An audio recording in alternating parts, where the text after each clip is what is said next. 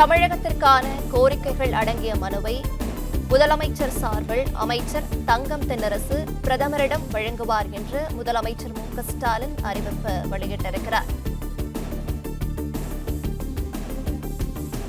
கூடுதல் விவரங்களை செய்தியாளர் மாணிக்கம் வழங்கிட கேட்கலாம். மாணிக்கம், வணக்கம். விவரங்களை சொல்லலாம். இந்திய பிரதமர் நரேந்திர மோடி மாலத்தீவுக்கு சென்றக்கூடிய சுற்றுப்பயணத்தை முடித்துக் கொண்டு இன்று மாலை நேரத்தில் தமிழ்நாடு வர இருக்கிறார். தமிழ்நாடு வரக்கூடிய பிரதமர் நரேந்திர மோடியிடம் தமிழ்நாட்டினுடைய நலனுக்கான கோரிக்கைகள் அடங்கிய மனுவினை முதலமைச்சர் சார்பாக தலைமை செயலரிடம் அந்த மனு கொடுக்கப்பட்டிருப்பதாக முதலமைச்சர் மு.க.ஸ்டாலின் தனது சமூக பக்கத்தில் பதிவிட்டிருக்கிறார்.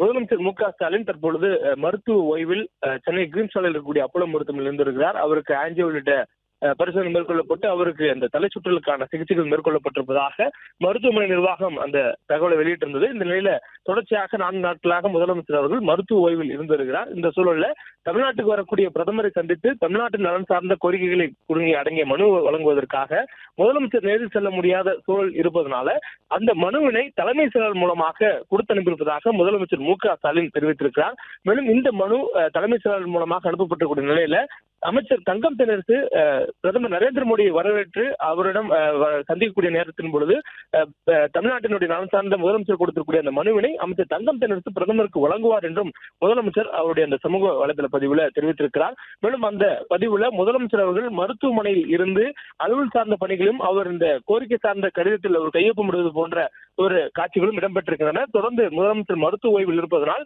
அவர் தற்பொழுது பிரதமரை நேரில் சந்திக்க முடியாது என்ற சூழல் இருப்பதனால் அவர் இந்த நடவடிக்கை எடுத்திருப்பதாகவும் முதலமைச்சர் அவர்கள் தனது சமூக பக்கத்தில் தெரிவித்திருக்கிறார். தொடர்ந்து தமிழ்நாட்டின் நலன் சார்ந்த கோரிக்கைகளை பிரதமர் தமிழ்நாடு வரும்பொழுதும் முதலமைச்சர் டெல்லி செல்லும் பொழுதும் பிரதமரை சந்தித்து வைப்பது வழக்கமாக இருக்கக்கூடிய சூழல்ல தற்போது தமிழ்நாட்டிற்கு தொடர்ச்சியாக பல்வேறு நிதிகளில் இருந்து வரக்கூடிய நிலுவைகளை பெற வேண்டும் என்று தமிழ்நாடு முதலமைச்சர் அவர்கள் அண்மையில் நடைபெற்ற திமுக நாடாளுமன்ற எம்பிக்கள் கூட்டத்தொடர்பில் பேசியிருந்தார். அந்த கூட்டத்தில் தமிழ்நாடு நலன் சார்ந்து நாடாளுமன்றத்தில் விவாதிப்பதோடு தமிழ்நாட்டுக்கு நிதிகளை கேட்டு பெற வேண்டிய கடமையும் தமிழ்நாட்டு எம்பிக்கள் இருப்பதாக அறிவுறுத்தியிருந்தார். குறிப்பாக தமிழகத்திற்கு மும்மொழி கொள்கை ஏற்காததால் மத்திய அரசு அந்த SSA ஃபண்ட் என சொல்லக்கூடிய கல்வி நிதியை விடுவிக்காத சூழல் இருக்கிறது. அந்த நிதியை கேட்டு பெற வேண்டும் என்ற அழுத்தத்தை தொடர்ச்சியாக திமுக எம்பிக்களும் முதலமைச்சரும் முன்வைத்து வருகின்றனர். இந்த நிலையில இன்று பிரதமரை சந்திக்கக்கூடிய நிலையில அமைச்சர் தங்கம் தென்னரசு முதலமைச்சர் கொடுத்து அனுப்பியிருக்கக்கூடிய இந்த கோரிக்கை மனுவினை முதலமைச்சர் சார்பாக பிரதமரிடம் வழங்குவார் என்று தற்பொழுது அந்த தகவலில் முதலமைச்சர் அவர்கள் தெரிவித்திருக்கிறார். மேலும் பிரதமரை வரவேற்பதற்காக பிரம்மாண்டமான ஏற்பாடுகள் அரசு மேற்கொள்ளப்பட்டிருக்கிறது. 2 நாள் சுற்றுப்பயணமாக பிரதமர் நரேந்திர மோடி தமிழ்நாடு வருகிறார். இன்று மாலை நேரத்தில் தூத்துக்குடி வரக்கூடிய அவர் புதிதாக புனரமைக்கப்பட்டிருக்கக்கூடிய தூத்துக்குடி விமான நிலையத்துடைய இந்த விரிவாக்க பணிகள் முடிந்திருக்கக்கூடிய சூழல அதனை நாட்டு மக்களுக்கு அர்ப்பணிக்கிறார். அதன் ஊடாகவே 4500 கோடி ரூபாய் மதிப்பிலான திட்டப்பணிகளுக்கு அடிக்கல் நாட்டியும் முடிவுற்ற திட்டங்களுக்கு தொடங்கி வைத்து மக்களுக்கு அர்ப்பணிக்கக்கூடிய நிகழ்வில் பங்கேற்கிறார்.